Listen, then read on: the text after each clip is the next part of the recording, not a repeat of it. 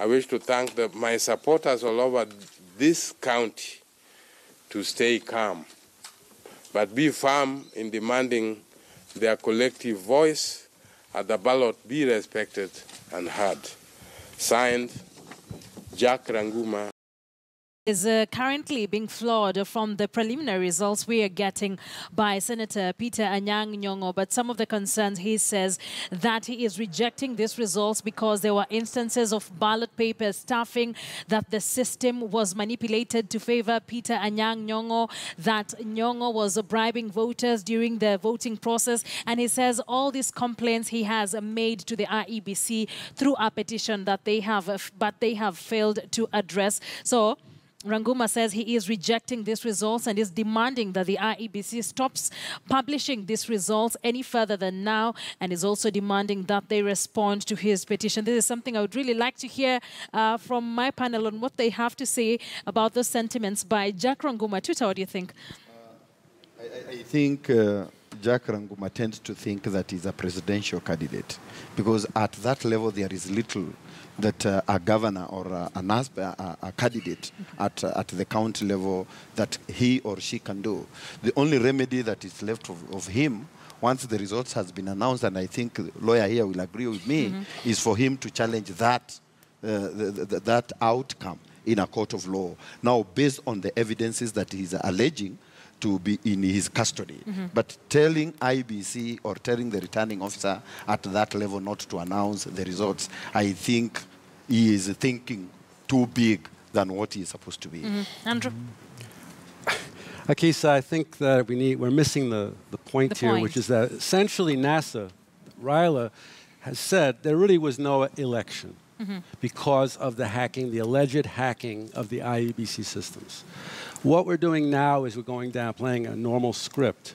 If there is no election, but we know what the main event is, that is, it's the presidential race. And I believe, as a former Marine, as someone who applied to be on the IEBC, as a lawyer, as myself, that there are genuine national security concerns, and in the interests of peace and security in this country, before things spiral out of control. What are these genuine security concerns so Genuine far? security concerns are if there are reports, unsubstantiated perhaps, of violence breaking out. We've already seen I believe correctly, the acting CS for internal security cautioning social media, be careful. Well, we're going to get shut down. And all of a sudden there will be allegations. There are significant or serious enough allegations have been introduced that affect the credibility of the elections. I think we need to come to some sort of compromise where we have either a runoff between the top two contenders, and supposedly there is money to. Are you seeing this leading into a runoff? I would hope so. Analysis? I hope so, because I think this is where all of the tension is coming from. And I tend to disagree with my colleague here that unless a miracle happens, and miracles do happen, let's assume miracles do happen, we don't see a situation whereby there may be a runoff. If what is being zoomed into our screens are a reflection of what is in Form 34A and 34B, there can only be a runoff if at all what is being streamed into our screens are things that somebody somewhere has cooked. But having said that, I want you to allow me to say this. Please do. Earlier on, Wakili took us through how the process ought to be. But we need also to realize that there is a difference on how things should be and how they are. There is a difference between how things should be done and how they are done. For instance, IBC is making us to believe that sound or light can travel, or sound can travel faster than light, which is next to impossible. That here they have received the SMSs, but they have not yet received the Form 34A and 34B, which is something that is ridiculous. And I think these are some of the things that are bordering now into the security of this state. I think we need to give we need to give IEBC the benefit of doubt. Yeah, remember that what they said is that there are some parts of this country where you don't have the 3G network, and therefore the scanning of this form and transmitting it in the where there are network challenges and problems. So, but wouldn't it be prudent for the IEBC to make it clear? Because my understanding is that we are in a very tricky situation, and Kenyans are asking for an explanation on literally everything that is happening. You know, the process of declaring the final results, because and in view of the concerns which have been raised by NASA, without the actual hard copy of the Form 34A for purposes of verification. And remember, verification is a constitutional requirement. The Constitution says the process must be accurate and the results must be verifiable. So that without the actual Form 34A, to verify and of course to deal with these concerns of NASA, to verify that the results which are coming in on TV are the results which are actually on paper, then that is going to be a problem. So I think we need to give IEBC time to complete the verification. Of course, we are not telling them to take a lot of time. They need to do so as soon as possible. Well, they have about 5 days. Yeah, absolutely. To go. Yes. Prof, let's just listen to Prof. I'm looking at this as a project. The election is a technical project. The process of putting in ballot, I mean, people voting, is not so technical.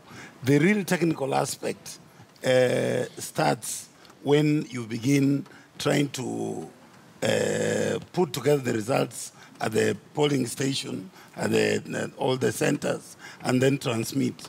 Now, what should be interrogated? How you tally, how you transmit, and so forth. Clearly, there has been a massive failure, all right, in the tallying. There's been a massive failure, and this failure is the fact that the technical aspects, for example, and I'll use a practical example, when you do a field research project like this one, or a field investigation, there is a notebook where you put all your raw data, where everything is recorded. What seems to have happened to IBC, they threw away the notebook and began providing figures claiming that they are from the notebook, and then are now looking for the notebook. So for you, the tallying process for the IEBC has been a major absolute disaster. Failure. And in fact, there is an inkling that it is actually manipulated. Because where did they lose? If they are calling people to sign, all right, the 34A now, when did they lose the original 34A? Or where has the form been? So that it must be retrieved now to be filled. All right. So my contention is that as much as IBC had embarked on carrying out a major project, it is complicit in the manipulation of the transmission. All right, Prof. Andrew. I think, if I understand correctly, NASA has given all the evidence of the hacking to the IEBC. I didn't hear any mention being made of courts, of injunctions, and the like, which essentially means that NASA has said we still have confidence in the IEBC, remarkably so, to do the right thing. Who else? And if we start calling for outside experts to look at the evidence, and we're going to run out of time. And I think that what I've heard from last night, this morning, and I expect to hear this all day and tomorrow, is that Ryla should concede to keep the peace. That we don't need another 2007, 2008, which I agree with. But I think in this case, I'm not a practicing lawyer, but I'm sure the lawyers can certainly figure out a way behind the scenes between the mediators, the international bodies, the people who are here to make sure that everyone doesn't die, to come up with a compromise solution that, let's face it, why would it be political to say, yes, we cannot verify the results of the election? And I understand the lawyers will say, then why should we accept governors and senators and women reps? President. Because hours ago, there have been it looks like the credibility of the IEBC has been tainted. I want to start with you, Peter. Looking at the of the presidential vote. So by now what is supposed to happen is that the media and all the political parties are supposed to know what was announced at that constituency level. And this information, of course, isn't compared with what the IEBC will eventually announce. So what is supposed to happen from the constituency tallying center to the IEBC for purpose of declaring the election of the president is for the results to be transmitted. So what is happening is that there are certain issues with respect to the transmission. NASA is saying that some people interfered with the system and transmitted wrong results, which are now showing on TV. And the IEBC is saying, no, wait a minute, those are very serious allegations. Why can't we verify by looking at Form 3, Form 34A to check whether indeed that is accurate insofar as the allegations are concerned or not. So in my view, I cannot say that the process has been marred with irregularities until that verification process is complete. If IEBC, and here it's where now we are asking for utmost transparency of IEBC. Utmost transparency means they must involve the party agents, so that if the party agents have concerns, and if NASA is, if they have concerns about a particular Form 34A, this is now the point to come and say, the results that you announced are diametrically different from these results, and therefore we beseech you to announce the final results being the results in this particular form. So in my view, Kenyans are being, I think, too judgmental and also unnecessarily anxious. Of course, we need to really build the capacity of IEBC. All right. Why can't we allow IEBC to complete its work so that we are able to know whether indeed those concerns... Remember, the concerns which have been raised by NASA are extremely weighty concerns. They are not concerns which you want to brush them under the table. So they must be addressed for purposes of ensuring the transparency of the process. Prof is itching to respond to you. I'll give you a chance. For once, since you began talking, I agree with you. First of all, it's extremely important to adhere that when there is to announce results and transmit results, you don't announce results from thin air. You derive them from the documentation. If the documentation, where is the documentation? If the documentation is unavailable or is mismanaged, then what you're making an announcement is just numbers. So when you talk about doing a verification, now at the moment there is suggestive evidence that the documents for verification are themselves not available. No, Professor, so remember there's a Court of Appeal decision which says that when these results are being coming out, don't keep them silent. Announce them. And it is the responsibility then of the IEBC to ensure that there's some kind of transparency in that process. So I really don't fault the announcement through the media, because to me it's a system issue. The presiding officers, they have the results, then they transmit them through the system to that center for purpose of tallying and all that. So I think what we need to really emphasize is that at the end of the day, whatever that has been provisionally announced, because that's what the chairman said, and that's what the law provides, that the results which are coming on TV are simply provisional. So at the end of the day, those provisional results must tally with the actual documents. The concern of most members of the public is it that what is appearing on the screens are the results geared towards some likelihood outcome that are being prepared somewhere. And that's why I'm saying that at some point IBC might have started on a wrong footing. And they need to pull back and say, yes, this is what we have. From out of all the 28 forms that we have received as an organization, these are the results that we have.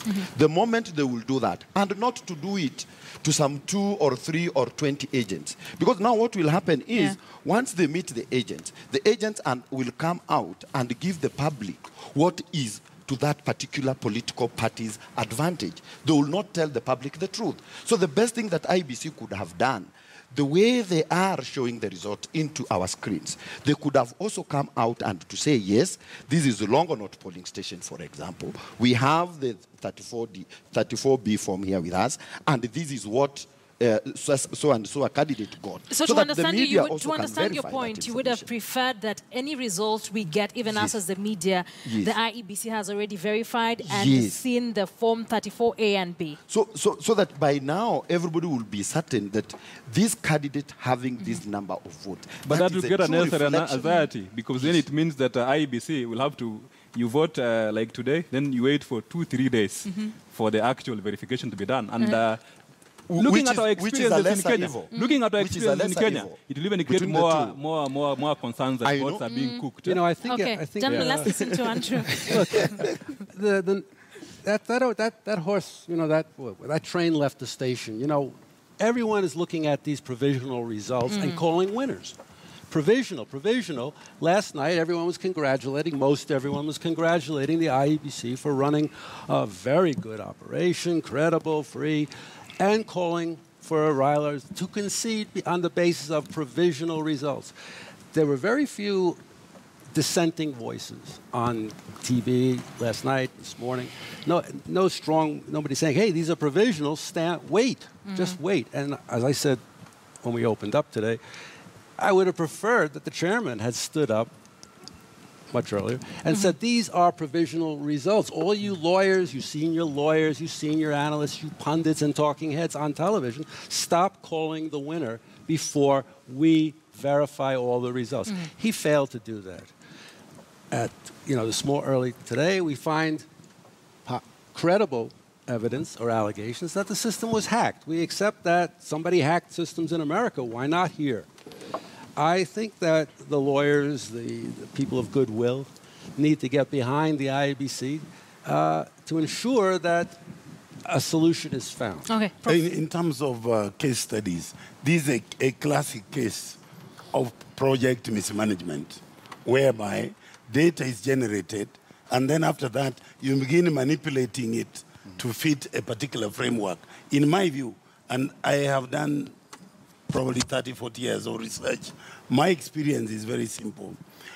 If you hold a prejudiced view about what results you expect from the field, there is a common tendency among fraudsters to try and analyze evidence so that it's able to support that view, rather than what application of a particular methodology to give you a specific result. Now, in my view, I maintain, I hold no brief for anybody, but I maintain that setting up the project of people reaching polling stations to vote was properly done. The citizen voted. Yes. And that is where propriety ended. Then after that, vested interests kicked in and saying, look, yeah, Mwananchi voted left, but we think this result should have gone right. And what I am appealing is not about what the Constitution says. Basically, basic decency and propriety. When you have numbers from the field, don't change the numbers. Don't draw a conclusion and then manipulate the numbers to fit the conclusion. Do you feel like manipulation is ongoing now? Even now, because agents are being summoned now to fill 34A. But the lawyer says that the IEBC has done everything as per what is expected of them. What he says, I wish I could agree with him. Because I understand, and I consulted last night, were there technical difficulties of transmitting a 34A together with the numbers? And somebody told me there is a difficulty of transmitting the numbers because the image, all right, is much more difficult to transmit than the numbers. Then I said, why was it not possible to say, look, transmit these results numbers immediately, and then follow up the image one by one in the same sequence that the numbers were transmitted, so that you can say... I believe I had Peter respond to something like this, saying it would have taken a longer time. But my question was... knowing how Kenyans work... My question was, which was a lesser evil? A lesser evil of waiting 2 days, or of transmitting something that may compromise the security of this country. All right, gentlemen, let's take a short break. We're getting back to this conversation. My panel here, Professor Tumbo, political analyst, Sandra Franklin, security analyst, Richard Tuta, security analyst, and Peter Onyama, constitutional lawyer. We continue to analyze the outcome so far, the provisional results we are getting, the reaction from NASA, the response from the IEBC, as well as what Jubilee Party said. So let's take a short break. We'll be back here on Kivumbi 2017 with more, even as we continue to monitor things as they happen on the ground, even as results continue to stream in. We are here keeping you up to date on that. Let's take that break. We'll be back here with more.